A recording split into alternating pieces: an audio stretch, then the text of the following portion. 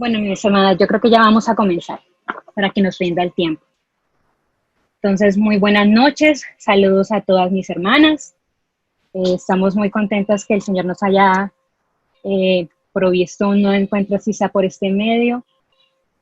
Hace unos meses, por allá en el mes de abril, tuvimos a una invitada que nos habló acerca de un tema muy interesante y que además fue de mucha bendición. Hoy la tenemos nuevamente con nosotras y así que le quiero dar la bienvenida a nuestra hermana Nedelka Medina. Muchos ya la conocemos, pero aún así quiero hacerle una cortica presentación, si ella me lo permite. Nedelka es esposa de Diego Medina por 15 años y es madre de 5 preciosos niños. Ella está casada, ella está en casa, perdón, de tiempo completo y además porque ella hace homeschooling, lo que en español nosotras conocemos como escuela en casa. Pero ella también es colaboradora en el Ministerio de Aviva Nuestros Corazones y es parte del equipo de Soldados de Jesucristo.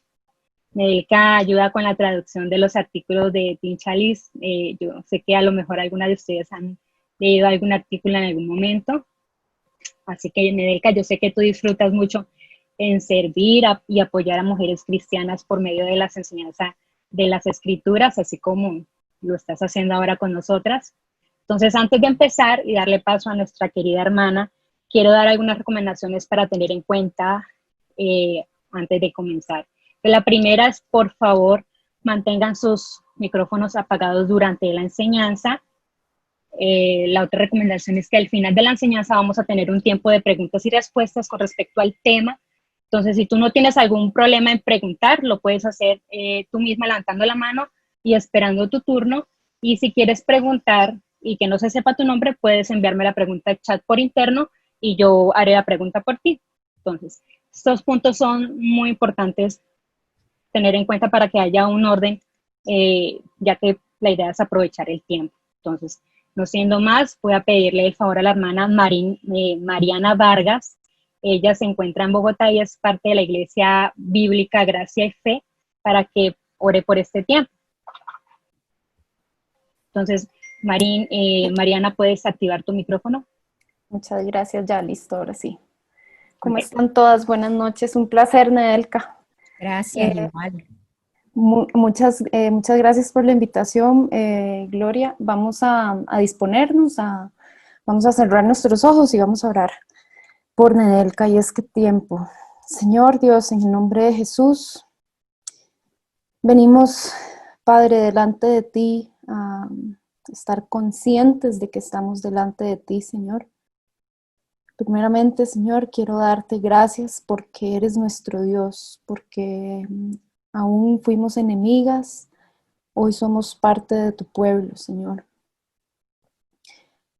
Te doy gracias porque has sido misericordioso todos los días de nuestras vidas y te doy gracias porque aún en medio de la aflicción, tú estás ahí y tú no nos has dejado, Dios. Te pido, Señor, en esta noche por Nedelka, te pido, Señor, que la capacites sobrenaturalmente, Señor, para que sus palabras, su tono de voz, sus expresiones sean tú mismo, Señor, hablando a nuestros corazones, que seas tú avivándonos, que seas tú trayendo un denuedo a nuestra vida, Señor, trayendo refresco a nuestras vidas, Señor. Te pido que bendigas a Nedelka, que la utilices hoy, Señor, y que aún, Señor, nuestros corazones, Padre, vayan a sujetarse a tu palabra, que vayan a derretirnos con tu palabra, con tu dirección, con tu amor, Señor. Te doy gracias, Padre, por este tiempo. Te pido que nos apoyes, que nos bendigas. Te pido que nos protejas, Señor. Que te pido que nos des el entendimiento para recibir estas palabras, Señor.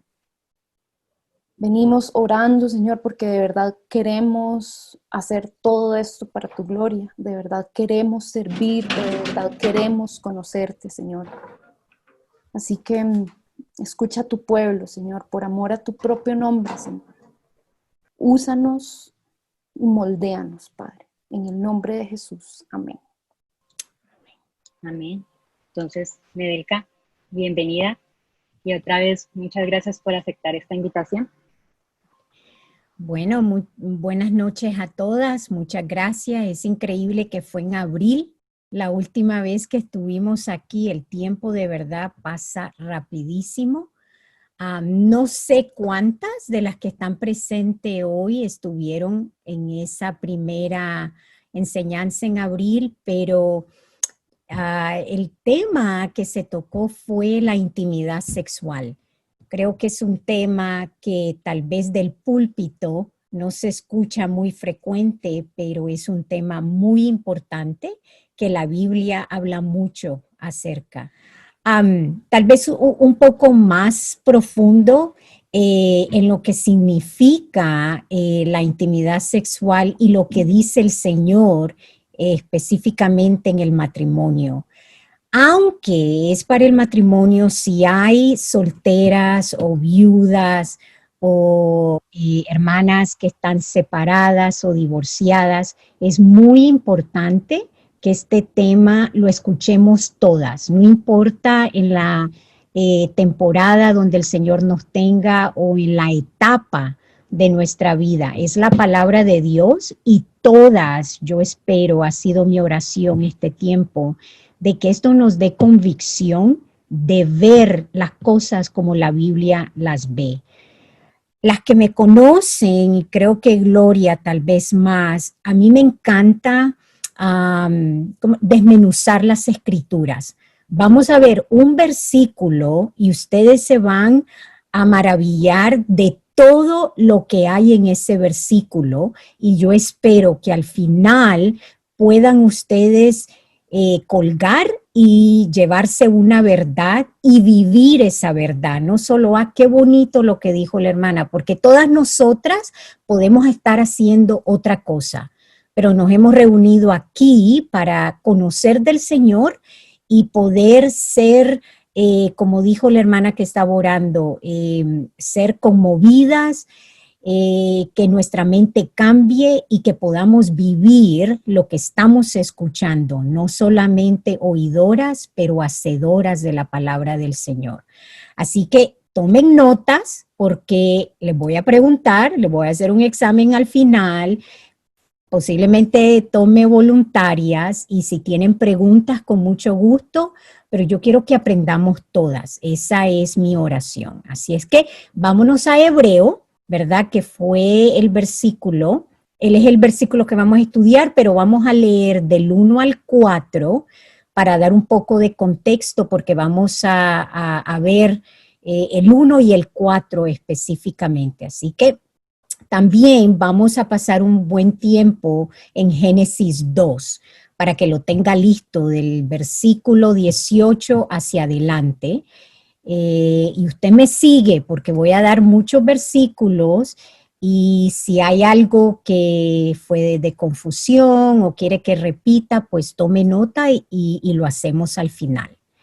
Ok, entonces el título, ¿verdad? Como se puso en el anuncio, es el hecho sin mancilla y vamos a leer Hebreos 13 del 1 al 4. Permanezca el amor fraternal. No os olvidéis de mostrar hospitalidad porque por ella algunos, sin saberlo, hospedaron ángeles. Acordaos de los presos, como que si estuvieras presos con ellos, y de los maltratados, puesto que también vosotros estáis en el cuerpo. Sea el matrimonio honroso en todos, y el hecho matrimonial sin mancilla, porque a los inmorales y a los adúlteros los juzgará Dios. Esta carta fue escrita en el primer siglo, después, ¿verdad?, de la muerte de Jesucristo. Durante este tiempo había mucha inmoralidad sexual y el matrimonio estaba siendo atacado por todos lados. Lo que más estaba pasando era la perversión sexual que había saturado esta sociedad. Muchas parejas de este primer siglo vivían juntas sin casarse. Muchos hombres solo querían satisfacer sus deseos sin ningún compromiso al pacto matrimonial. Los hombres que estaban casados tenían amantes y en muchas ocasiones visitaban a prostitutas.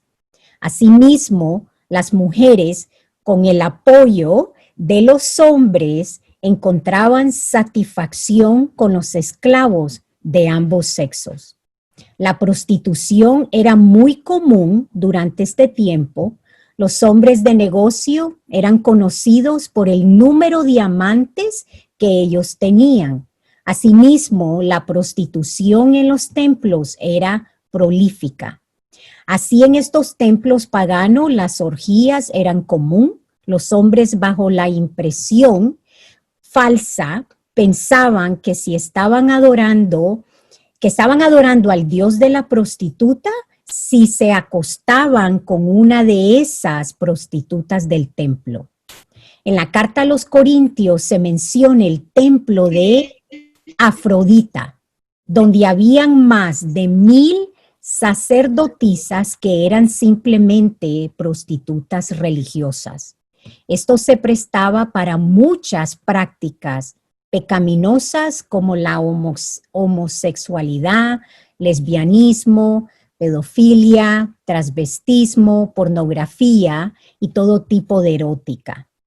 Muchos comentaristas bíblicos y teólogos están de acuerdo que el primer siglo se puede considerar como una etapa donde había una degeneración sexual y desenfreno moral. Es durante esta cultura y este tiempo donde estas prácticas pecaminosas habla el autor de Hebreos, y específicamente en el versículo 4 le habla a los casados. Él no está escribiendo durante una temporada victoriana donde había dominio propio y restricciones en la cultura y la sociedad. Al contrario, él escribió estas palabras a una generación perversa en la historia del ser humano. Veamos de nuevo el versículo 4 en Hebreos 13. El versículo lee: sea el matrimonio honroso en todos y el lecho matrimonial sin mancilla. ¿Por qué el autor diría esto en este versículo? Porque nos da una indicación que el matrimonio estaba siendo deshonrado en esta sociedad donde él escribe esa carta. Él dijo, el lecho matrimonial sin mancilla. ¿Por qué diría eso específicamente? Bueno, si leemos el versículo 1 de Hebreos 13, el versículo inicia, permanezca el amor fraternal. El autor de Hebreos hace una conexión del versículo 1 con el versículo 4 y habla que el amor debe de ser lo que mantiene el lecho sin mancilla. ¿Por qué el matrimonio estaba siendo deshonrado? Bueno, también el autor de esta carta les recuerda que a los inmorales y a los adúlteros los juzgará Dios, como dice el versículo 4. Es como que el autor resalta en ese versículo que a los inmorales sexuales y a los adúlteros el mismo Dios los juzgará. Y vamos a ver eso con más detalle más adelante. Lo que el autor de Hebreos está declarando aquí es algo que era contra la cultura en el primer siglo. Si nos fijamos, el versículo 4 sobresale a todos los otros versículos de ese capítulo. Este versículo tiene un llamado a los cristianos de vivir de una manera totalmente diferente a como el mundo y la cultura lo estaba viviendo y de seguir el patrón del Señor en sus vidas y matrimonio. Un hogar cristiano, hermanas, inicia con un matrimonio que vive para el Señor. Y este matrimonio que desea agradar al Señor vivirá en pureza sexual. Este versículo nos ayuda a ver qué es la fidelidad y cómo esa fidelidad a todo nivel se puede conservar en el matrimonio. Recordemos, sexo fuera del matrimonio es pecado destructivo y recibirá la mano dura en el día del juicio final. Lo opuesto a esto es que la intimidad sexual dentro del matrimonio honra al Señor y trae gloria a Él. Esto es algo que debe verse totalmente en un matrimonio cristiano y debe de desplegar la fidelidad del uno al otro en la pureza sexual. También recordemos, yo les compartí la vez pasada un ejemplo, y fue cuando el fuego dentro de una chimenea se mantiene en sus límites, no va a haber ningún problema. Al contrario, ese fuego en esa chimenea es bueno, trae calor, da luz al hogar, pero a la misma vez, si ese fuego se sale de control, destruirá la casa y traerá caos, incluso la muerte. No vale la pena hablar mucho con respecto a la perversión sexual de hoy día que se despliegue en el mundo por medio de revistas, computadoras, incluso en las familias. Pero lo triste de esto es que también podemos encontrar la inmoralidad sexual en la iglesia de Jesucristo. Volvamos al versículo 4. Pero antes quiero decirles que toda persona necesita oír y entender lo que este versículo nos está diciendo, no importa que sea soltera, casada o viuda. También es importante decir que cuando el Espíritu Santo de Dios nos abre el entendimiento para comprender lo que este versículo está diciendo, eso nos ayudará en cómo obedecerlo y vivirlo en nuestras vidas. Para las solteras que están ahí, sé que hay unas de ustedes, recuerden que si no ejercitan dominio propio, las consecuencias son demasiado duras, dolorosas, que las cargarán toda la vida en la mente, el corazón y el cuerpo. Y para las casadas, que este versículo sea de ánimo y de mucha libertad en tu matrimonio. Si observan el versículo, podemos tomar 3 títulos que vamos a analizar para comprenderlo mejor. El primero sería la primera frase, sea el matrimonio honroso a todos. El segundo sería la siguiente frase, el hecho matrimonial sin mancilla. Y el tercer título sería la tercera frase que habla acerca de lo que Dios va a juzgar. En este caso, el matrimonio. Noten lo que dice la primera frase del versículo. Sea el matrimonio honroso en todos. Es de suma importancia que hoy tu mente sea transformada con respecto a la institución del matrimonio. Les diría que debemos tener cuidado en no hacer bromas o chistes con doble sentido o menospreciar lo que el Señor ha instituido como sagrado y santo. Ojo con el sarcasmo. ¿Por qué? Porque el mismo versículo dice que el matrimonio debe ser honrado por todos. Fue la primera institución establecida por Dios en la tierra. Hay comentaristas bíblicos que hablan, o comentarios bíblicos o enciclopedia, que hablan acerca de este versículo donde establece que durante este primer siglo se había filtrado una enseñanza en contra del matrimonio y fue lo que vimos en la última enseñanza en abril. Incluso en Primera de Timoteo 4:1, Pablo advierte que en los últimos tiempos habrá falsos maestros que apostatarán de la fe. Sabemos que estos son los últimos tiempos y que esos últimos tiempos de cual habla ese versículo en Primera de Timoteo inició en el primer siglo. Ya en este primer siglo la institución del matrimonio estaba bajo ataque.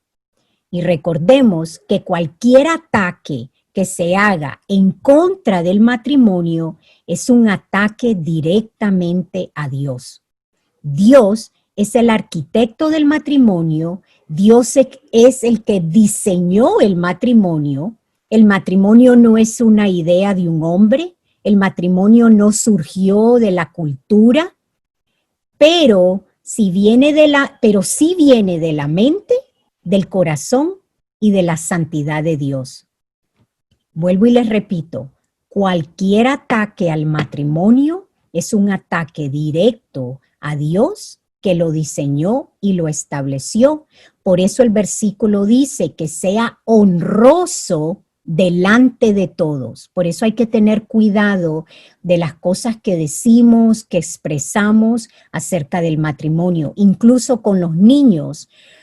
Cualquier comentario, cualquier decisión o cualquier cosa que ellos vean en el hogar les está formando una idea en su mente de lo que es el matrimonio. Y la Escritura nos dice que debemos honrar el matrimonio porque es algo que el Señor ha hecho.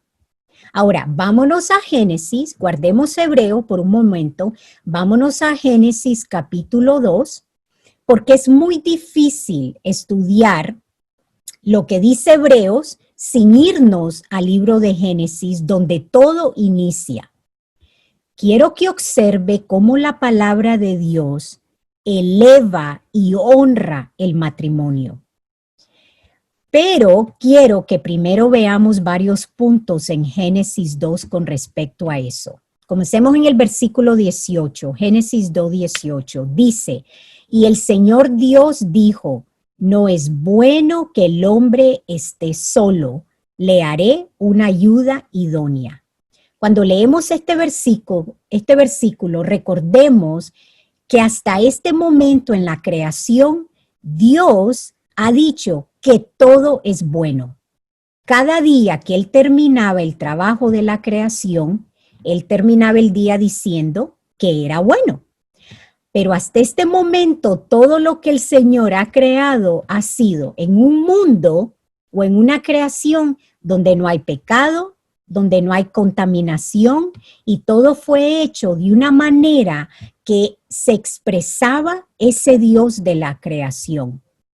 Pero si usted ve, y puede apuntarlo y después leerlo, si usted va a Génesis 1, versículo 4, versículo 10 y versículo 18, usted va a ver la palabra bueno. En el original, que es el hebreo, es la palabra toed, que significa bello, lindo, maravilloso. Pero cuando leemos Génesis 1, versículo 31, encontramos una frase diferente a la de los otros versículos y yo quiero que usted la vea. Váyase a Génesis 1:31 y yo quiero que usted vea esto porque en los otros versículos que le di, el Señor solo usó la palabra bueno. En este versículo 31 del capítulo 1 de Génesis, mire lo que dice. Y vio Dios todo lo que había hecho, y he aquí que era bueno en gran manera. Hasta este momento todo fue bueno, pero Dios observó al final de todo lo que había hecho y dijo, esto es bueno de gran manera. Eso es importante y lo vamos a ver por qué. Ahora regresemos a Génesis 2:18 y aquí encontramos algo totalmente diferente a bueno, de gran manera bueno. Y mire lo que dice 2:18, que ya lo leímos. El Señor Dios dijo, no es bueno que el hombre esté solo, le haré una ayuda idónea. Esos detalles en la Escritura es importante. Hermanas, no hay una palabra que no sea de gran estima o insignificante en la Escritura. Toda palabra tiene un propósito y cuando entendemos cada palabra, se hace algo delicioso poder estudiar y ver lo que dice la Escritura. Los primeros versículos que le di, dice bueno. El versículo 31 dice, bueno de gran manera, pero el 18, Génesis 2:18 dice, no es bueno. El hombre vivía en el paraíso, todo era perfecto, todo estaba en armonía, todo tenía balance, todo estaba en sí.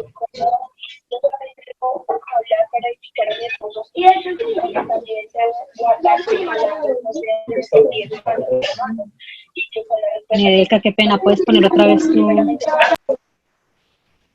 tu audio? Ok, entonces, el hombre vivía en el paraíso. Bueno, el Señor dice que no es bueno.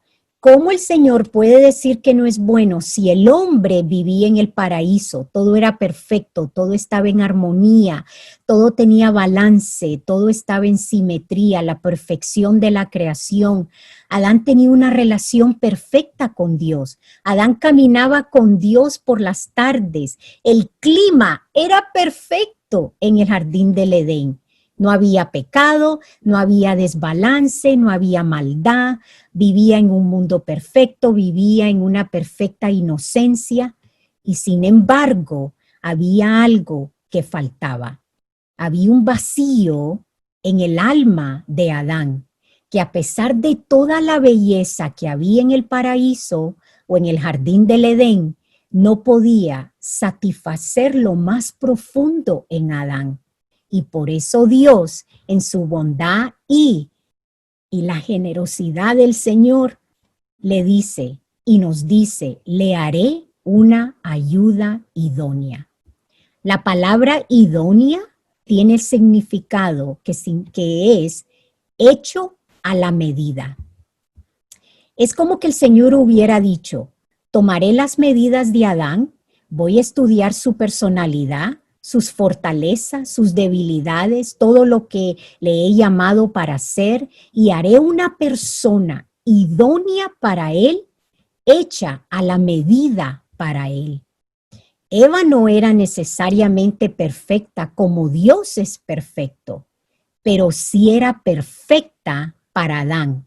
Le ayudaría a él a cumplir lo que Dios lo había llamado para hacer. Nuevamente, mire lo que dice, le haré una ayuda idónea. Esa palabra ayuda es gloriosa, es maravillosa de que el Señor nos diga que nosotras las mujeres y especialmente las casadas, que nos diga que somos una ayuda. Es maravilloso porque Dios mismo está invitando a la mujer a ser una ayuda para el hombre y ayudarlo a caminar y a vivir en esta tierra para la gloria del Señor. Incluso ese término ayuda, Dios lo utiliza para describirse a Él mismo.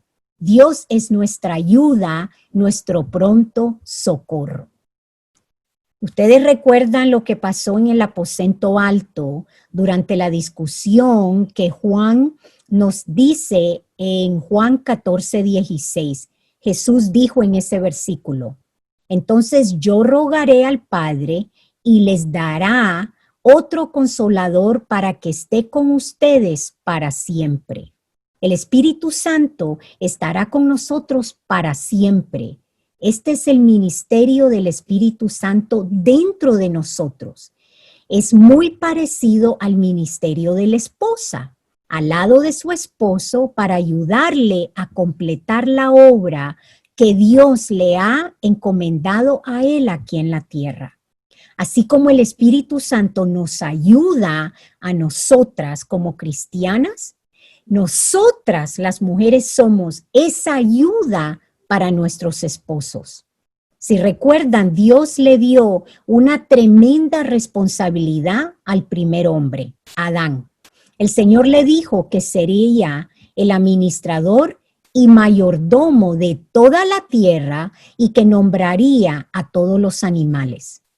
También consideremos que Adán tenía, yo digo, una inteligencia perfecta, ya que él hizo todo lo que el Señor le mandó antes de la caída. Y a pesar de todo esto, él necesitaba a alguien que lo ayudara, que lo animara, que caminara con él en todas las fases de su vida, y Dios sabía que esto iba a pasar, y por eso él declara en la Escritura: le haré una ayuda idónea. No hay otra responsabilidad más honrosa para una mujer de ser el apoyo y la ayuda idónea a su esposo, ya que es un llamado de Dios directo a la vida de la mujer. Tú eres hecha, si tú eres casada, tú eres hecha a la medida para tu esposo. Tu ayuda será de tremenda bendición para que él pueda completar el llamado que el mismo Dios le ha otorgado. Mire Génesis 2:19.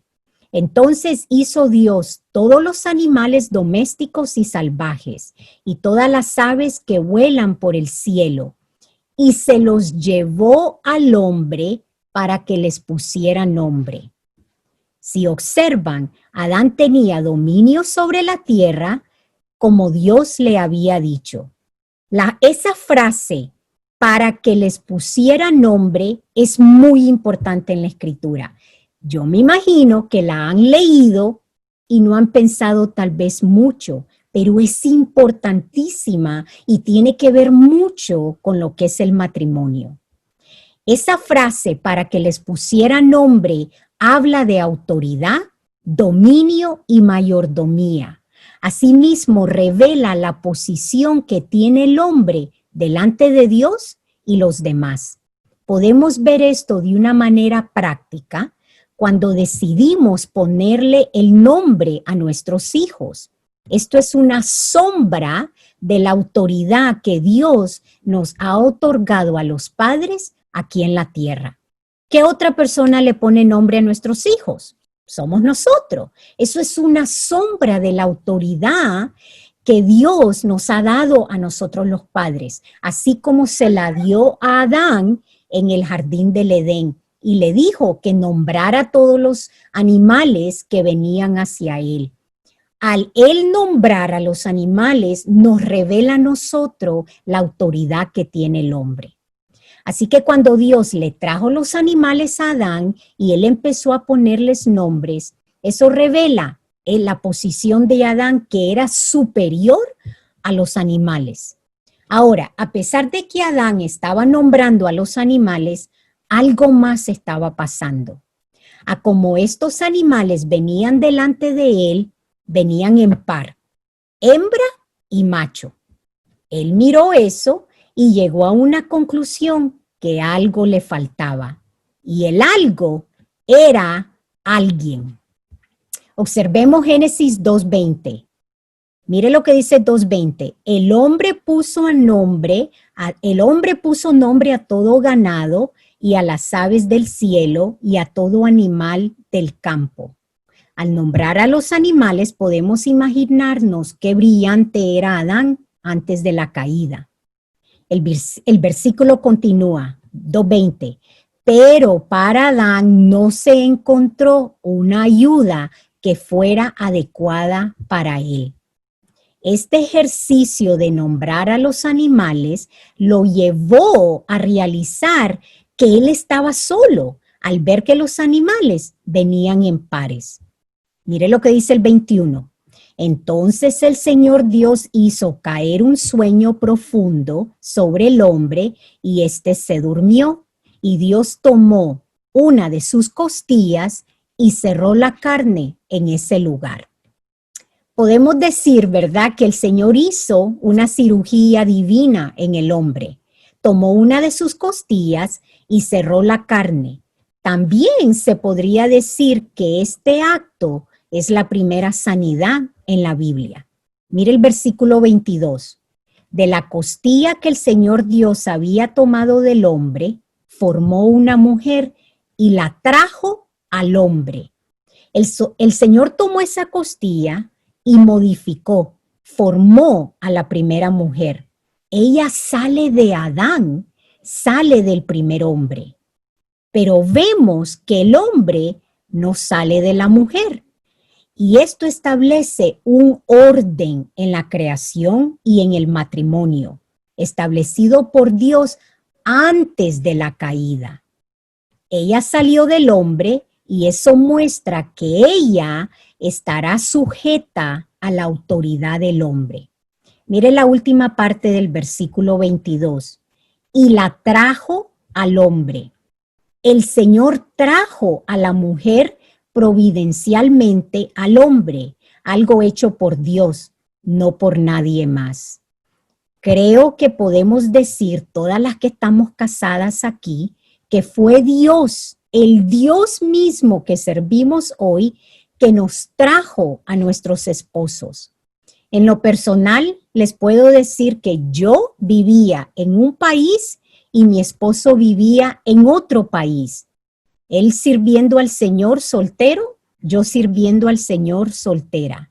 Y el Señor usó a un matrimonio que estaba de misionero en el país donde yo vivía y providencialmente trajo a Diego a ese país y el Señor hizo que de alguna manera, sin nosotros manipular absolutamente nada, que Diego y yo nos conociéramos.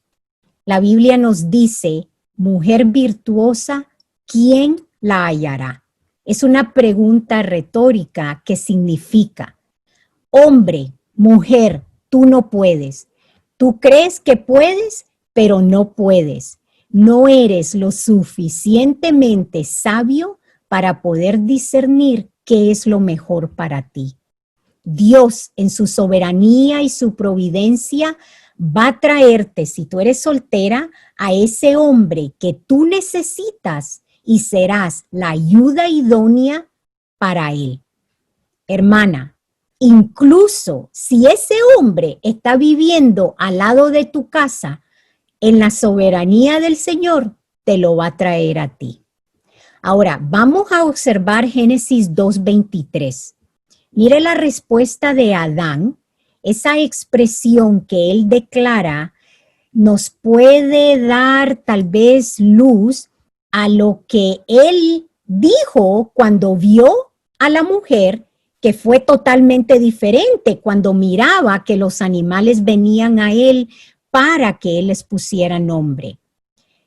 Ahora esta es hueso de mis huesos y carne de mi carne. Como diciendo, wow, ¿quién es esta? ¿Quién es ella? ¿No? Una expresión de felicidad cuando por primera vez él ve, acuérdense, él estaba dormido. Entonces, cuando él abre los ojos y ve a la mujer, por primera vez él ve que hay alguien que es el par o la ayuda idónea para él. Esta será llamada mujer porque fue tomada del hombre.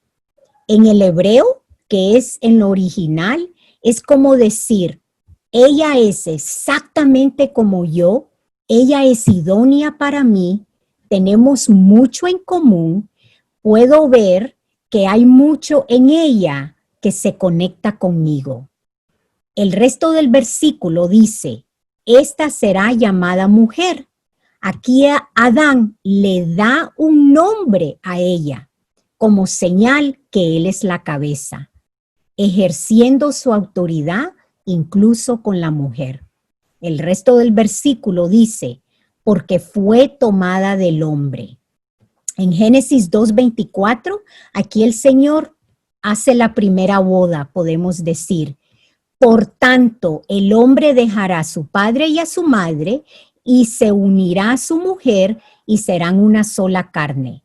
La frase por tanto significa porque se están uniendo en matrimonio. El resto del versículo dice, el hombre dejará a su padre y a su madre. Piénselo, mis hermanas, Adán no tenía ni padre ni madre, pero ¿por qué Dios dijo eso? Esas son las preguntas que debemos hacernos cuando estudiamos la Escritura.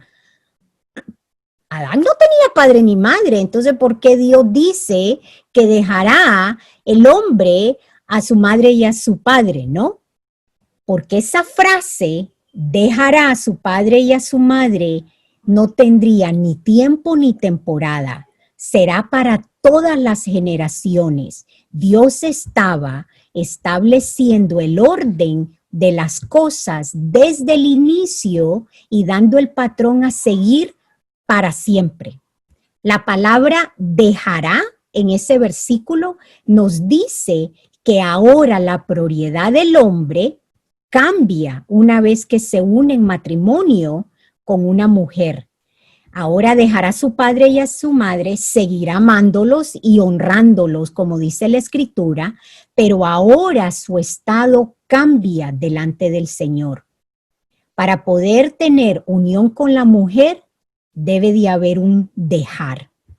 Mire lo que continúa diciendo el versículo 24. Y se unirá su mujer y serán una sola carne. La palabra unirá significa unirse como una sola pieza. Es como un pegamento que une dos piezas. Este es el diseño de Dios, un hombre y una mujer en matrimonio santo para toda la vida. La frase, y serán una sola carne, esto habla del tipo de intimidad que hay entre el hombre y la mujer. Serán uno solo, un solo corazón, dos voluntades serán una sola pasión, dos cuerpos serán uno, habla de lo físico, de lo emocional, de lo espiritual, y juntos adorarán en armonía al Dios que sirven. Mire el versículo 25. Estaban ambos desnudos, el hombre y su mujer, y no se avergonzaban. Este versículo es clave. Habla del matrimonio desde la creación y por este versículo es que dice Hebreos 13:4 que el hecho matrimonial debe honrarse y ponerse en alta estima, porque fue diseñado por Dios y dado a los hombres para que sea disfrutado, porque es la única institución sagrada que fue dada por Dios como regalo a los seres humanos.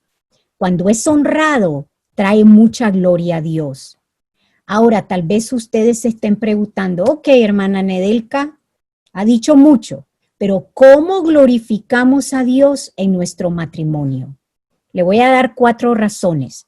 Recuerde, estamos en Génesis, vamos a regresar a Hebreos y hay las 3 frases que le mencioné, pero le voy a dar 4 razones por qué ellos dos estaban desnudos, no tenían vergüenza y cómo eso glorifica al Señor. Estas son las razones. La 1, el matrimonio, como hemos dicho, es diseño de Dios y es la manera más efectiva que cumple la voluntad de Dios en su vida si usted está casada. Es por esto que Dios trajo Eva a Adán, para ayudarlo a cumplir lo que Dios lo había llamado. Hay una tremenda bendición y fortaleza en tener una ayuda, y el matrimonio honra y glorifica a Dios, porque por medio del matrimonio el hombre, a no ser que tenga, ¿verdad? Que un hombre soltero tenga el don de abstinencia, él puede hacer mucho más junto a una mujer piadosa y virtuosa, a que estuviera solo. Para darles balance, hay excepciones en la Escritura donde hay hombres solteros que han hecho muchísimo para el Señor, pero no es el patrón para todos los seres humanos. Nuestro ejemplo, Pablo, ¿verdad? No era casado y miren todo lo que Pablo hizo. Pero ¿cuántos Pablos hay en la Escritura? Hay uno. Y por supuesto, nuestro Señor Jesucristo, él fue soltero porque tenía una misión que cumplir aquí en la tierra. Pero la mayoría de nosotras, la mayoría de la humanidad va a casarse y va a tener hijos. Entonces, podemos decir que un hombre soltero o una mujer soltera no va a poder lograr mucho a como si estuviera casado, y eso es por qué el matrimonio debe honrarse. Número 2, el matrimonio es el medio por el cual el hombre poblará la tierra y esto inicia en el hogar, haciendo discípulos de nuestros hijos. Número 3, el matrimonio es el medio por lo cual se despliega la imagen de Cristo y la iglesia, como habla Efesios 5:23. Qué privilegio de poder mostrar a este mundo caído cuál es el orden de Dios en la vida de los seres humanos. Qué privilegio para la mujer de poder ser la novia de Cristo y a la misma vez la esposa de un hombre. También muestra el orden de Dios, que el hombre es cabeza y la mujer en sumisión a él, como la iglesia se somete a Cristo, una representación del evangelio. Y número 4, el matrimonio está diseñado para mostrar la Trinidad. Primera de Corintios 11:3, en este versículo indica que el matrimonio refleja la Trinidad. El matrimonio es una imagen de la relación entre el Padre y el Hijo, así como el Hijo está en sujeción a la voluntad del Padre. Dios ha diseñado que el hombre sea la cabeza del hogar, la mujer en sumisión al esposo, tomando el papel de Cristo con el Padre. Es una imagen gloriosa. Por todas estas razones y hay más, es que el matrimonio es honroso, diseño por Dios para que el hombre y la mujer cumplan su papel delante de Dios y en este mundo caído. También es honroso porque en este ambiente es como los niños deben de ser traídos a este mundo, para que ellos vean lo que es el orden de Dios y tengan un impacto a su generación y a las generaciones por venir. Ok, regresemos a Hebreo.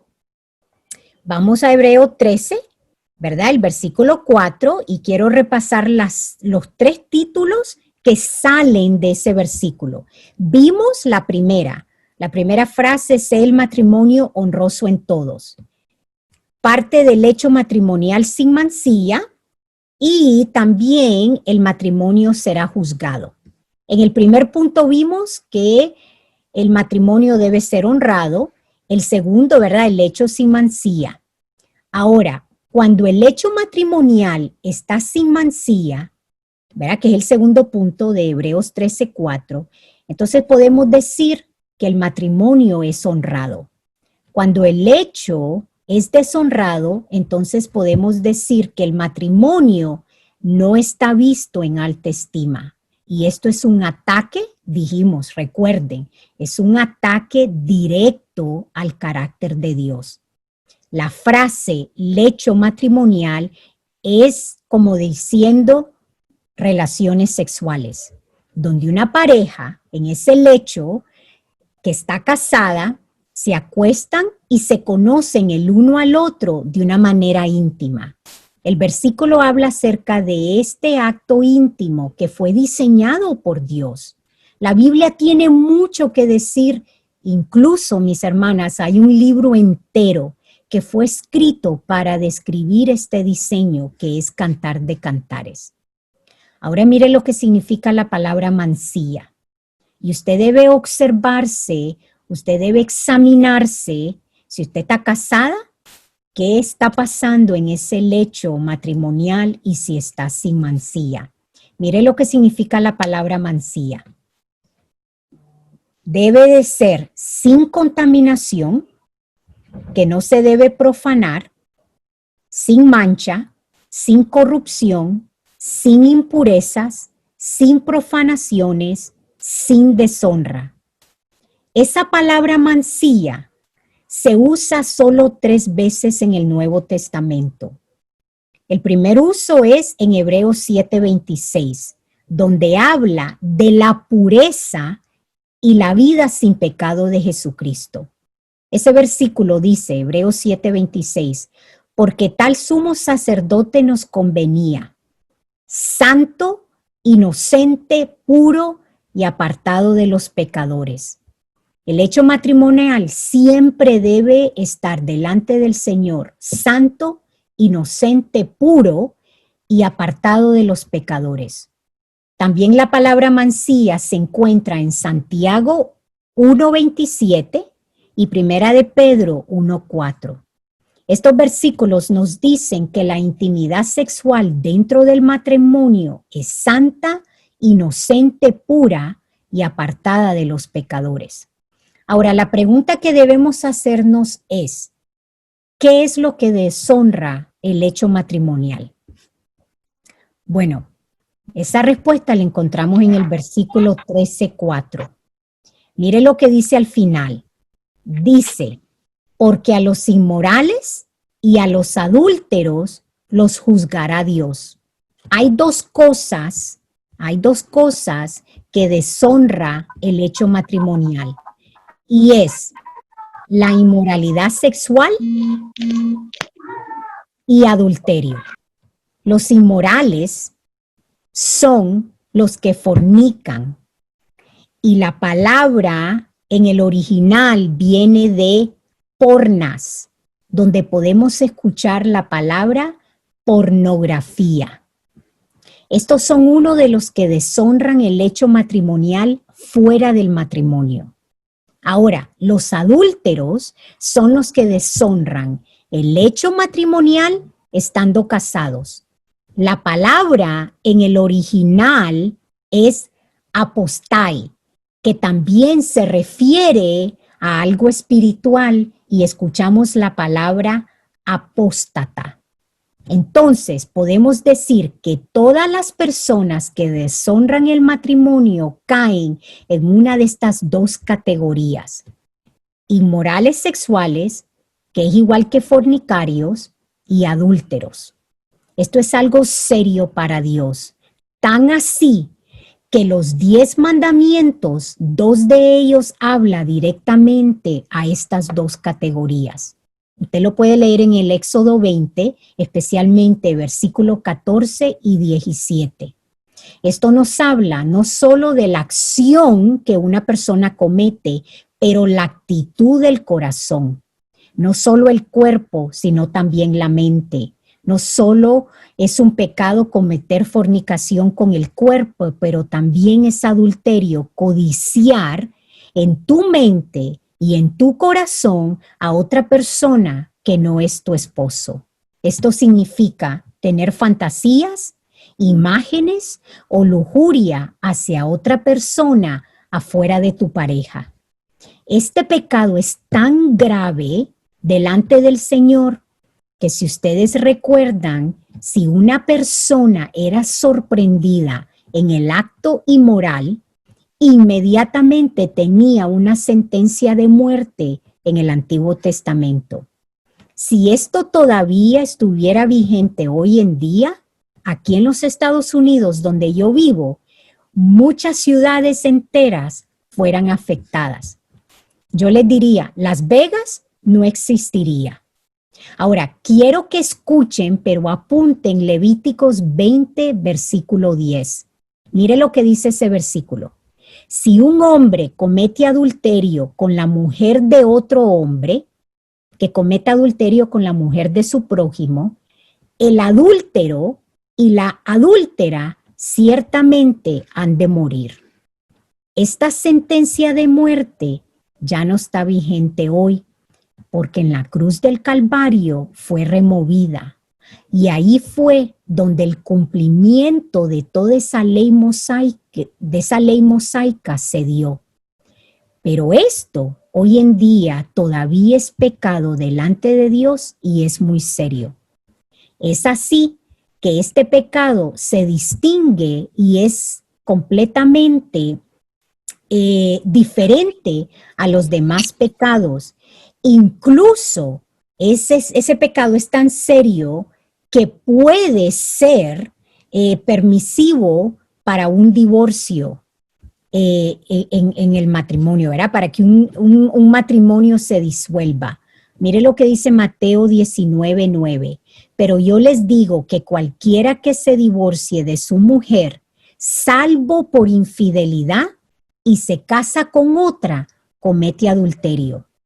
Nuevamente, este pecado es tan serio delante del Señor que tiene palabras fuertes. Le voy a leer 2 versículos, Mateo 5:28.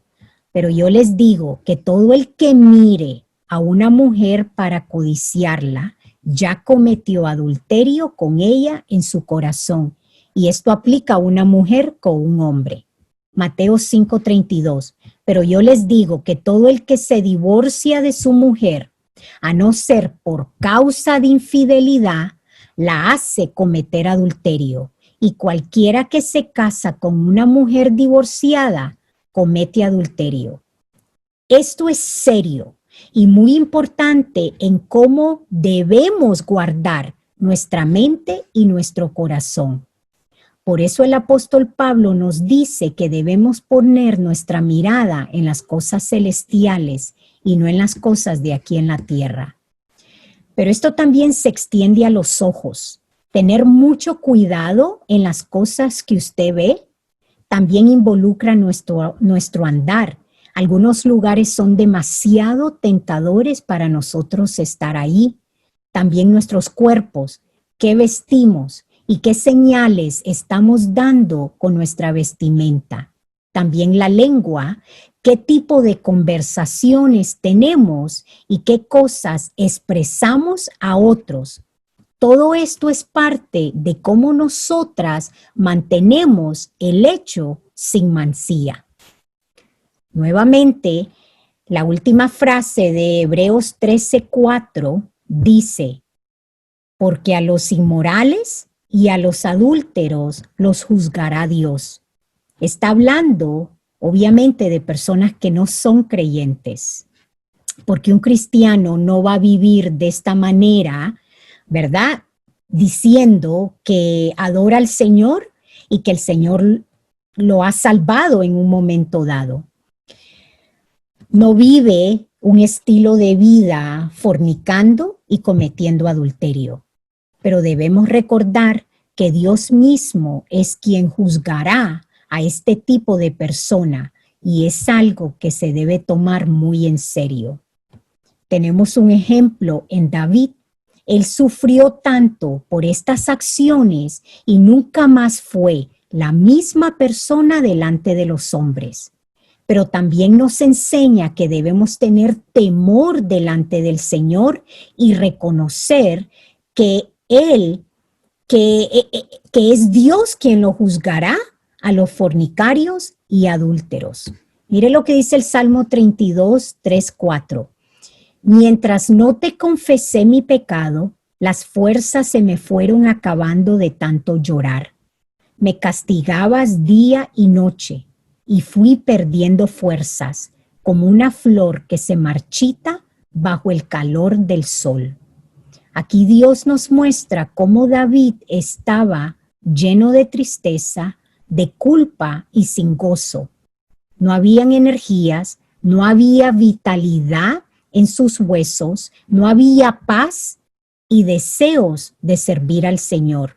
El versículo dice, día y noche sentía la mano pesada del Señor sobre mi vida por mi pecado. Podemos decir que el Señor le perdonó su pecado y lo sabemos muy bien que sí, pero también podemos decir que David fue olvidado como rey durante el tiempo que él, después de confesar su pecado. Él no perdió su salvación o su lugar delante del Señor como hijo, pero sí perdió la unción del Señor para ejercer su llamado como rey de Israel. Si tú estás viviendo esta vida de pecado o has caído en este pecado, quiero decirte que hay misericordia y mucha misericordia por parte de nuestro Dios para ti. Pero también quiero decirte que debes temer el caer en este tipo de pecado. Es un pecado particular. Todos los pecados en el mundo caen bajo esa categoría. Pablo nos lo dice en 1 Corintios 6.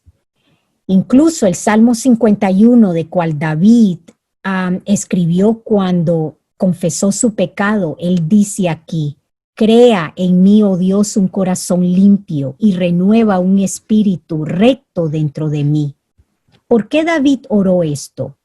Porque él no tenía lo que él estaba pidiendo, pero sí tenía un peso que no lo dejaba tranquilo y tenía un corazón que constantemente lo acusaba. En este mismo salmo, él dijo: no me eches de tu presencia y no quites de mí tu Santo Espíritu.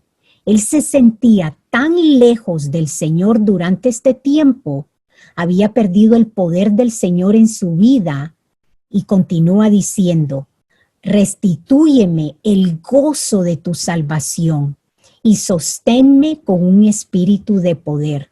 No tenía gozo como creyente, no tenía poder para poder combatir las tentaciones. El Salmo continúa diciendo: entonces enseñaré a los transgresores tus caminos y los pecadores se convertirán a ti. En este tiempo de su vida, él no podía enseñarle a otros porque su vida no reflejaba la piedad del Señor o la santidad que el Señor desea para sus hijos. ¿Por qué le estoy leyendo este salmo? Porque yo espero que vean, lean y teman lo devastador que es este pecado de inmoralidad sexual. Que el Espíritu de Dios en este momento, mis hermanas, crea o abra un temor y les dé un temor santo para que ni en la mente desees pecar de esta manera, ni lo pienses. No te acerques a nada que permita un momento de placer, pero consecuencias horrendas para toda la vida. Este pecado no solo pasa en la vida de los creyentes, pero también es un vivir de todos los días en la vida de los no creyentes. Fielmente podemos decir que en el juicio final este pecado será juzgado particularmente. Mire lo que dice Efesios 5. A mí me dio mucho temor cuando yo leí este versículo. Le voy a dar dos versiones. Mire lo que dice Efesios 5, versículos 5 y 6. Porque con certeza ustedes saben esto, que ningún inmoral, impuro o avaro, que es idólatra, tiene herencia en el reino de Cristo y de Dios. Que nadie los engañe con palabras vanas, pues por causa de estas cosas la ira de Dios viene sobre los hijos de desobediencia. Le voy a leer otra versión más popular. Bien saben ustedes que nadie que tenga relaciones sexuales prohibidas o indecentes o que nunca esté satisfecho con lo mucho que tiene, tendrá parte en el reino de Cristo y de Dios. Esto es tan malo como adorar a un ídolo. No se dejen engañar con ideas tontas, pues por cosas así Dios castiga terriblemente a quienes no lo obedecen. Esa primera frase de la primera versión que dice, porque con certeza, Dios nos está diciendo, exactamente eso es lo que va a pasar. No hay duda alguna. Dios derramará su ira en contra de estas personas. Primera de Corintios 6 dice, ¿no saben que los injustos no heredarán el reino de Dios? No se dejen engañar. Pablo aquí nos da una lista abominable de las personas que no van a heredar el reino de Dios. ¿Cuáles son? Los inmorales, los idólatras, los adúlteros, los afeminados, los homosexuales, los ladrones, ávaros, borrachos, difamadores, estafadores. Los 4 que mencionamos, que son los primeros en la lista, son los que tienen que ver con relaciones sexuales que son abominables delante del Señor. Apunten Apocalipsis 21:8. Habla terriblemente del juicio de Dios en contra de las personas que cometen relaciones sexuales prohibidas, a los que practican la brujería, a los que adoran dioses falsos, a los mentirosos, los lanzará al lago donde el azufre arde en llamas, y ahí se quedarán separados de mí para siempre. Igual, Apocalipsis 22:15 habla de que estos que practican las relaciones sexuales prohibidas son comparados a una persona que comete asesinato, a los que adoran a dioses falsos y a todos los que engañan y practican el mal. Bueno, si me escuchas y eres una persona que está fuera del reino de Dios, hoy mismo tienes la gran oportunidad de venir ante Él en arrepentimiento y Él te lavará tan blanca como la nieve. Y si has nacido de nuevo y ahora mismo estás en Cristo, yo espero que no tengas ni desees cometer este pecado de inmoralidad sexual, y si estás viviendo de esta manera, hoy es el día de que te arrepientas y busques al Señor y le pidas perdón por cometer este pecado que es abominable delante de sus ojos. Para todas las que me escuchan que están en Cristo, qué privilegio nosotras tenemos en obedecer al Señor en este llamado santo con nuestros esposos en honra y gloria a Dios. Él mismo ha creado la intimidad para el gozo y placer de sus hijos y para traer gloria a Él. Espero que puedan ver esto en las escrituras que hemos estudiado hoy, que es algo santo, que debe ser sin mancilla y que puedes disfrutarlo dentro del parámetro del matrimonio. Que puedas ver a tu esposo como un regalo que ha sido traído a tu vida por Dios mismo, como una expresión de su bondad a tu vida. Asimismo, tú puedes ser esa ayuda idónea para tu esposo, caminar juntos para que él pueda cumplir el llamado hecho por Dios a su vida aquí en la tierra. Para la soltera y la que no está casada, obviamente, espero que el Señor te esté preparando desde ya para que tú tengas un entendimiento bíblico de lo que es el hecho sin mancilla como Dios lo ve. Así que, mis hermanas, yo puedo hablar mucho más de este tema porque yo sé que este tema no se habla mucho, ¿verdad?, del púlpito, y los pastores tienen sus razones, pero es algo muy serio. El primer siglo, como mencioné, ¿cuál es la diferencia de lo que estamos viviendo hoy en día? Por eso ni siquiera mencioné de lo que abunda alrededor de nosotras hoy en día. Y la mayoría del tiempo quería que ustedes miraran cómo el Señor nos ha mostrado en Génesis y en Hebreo cómo debemos de ver el matrimonio, que es algo de gran estima, como dice el versículo que hemos estudiado. Esas 3 frases que habla el versículo, que cuando ustedes lean nuevamente ese versículo se puedan acordar que eso es lo que significa estar casada, que el hecho que el matrimonio sea honroso. Cada vez que ustedes escuchen que la gente hace chistes o bromea o le da un sentido al matrimonio que no es honroso, ojo, porque es un ataque directamente al carácter de Dios. Y el hecho matrimonial sin mancilla abarca muchas cosas: sus ojos, su mente, su corazón, su actitud, lo que usted ve, lo que escucha, lo que lee, a lugares que va. Eso significa un lecho sin mancilla. Y los inmorales y los adúlteros, si usted está siendo inmoral, siendo casada, y se ha caído en adulterio, recuerde, el estándar no es solamente ir y acostarse con otro hombre, sino es en la mente y el corazón. El Señor Jesús nos dijo que si nosotros vemos con lujuria a otra persona fuera del matrimonio, usted ya cometió adulterio. Y dice que Dios mismo juzgará a esas personas.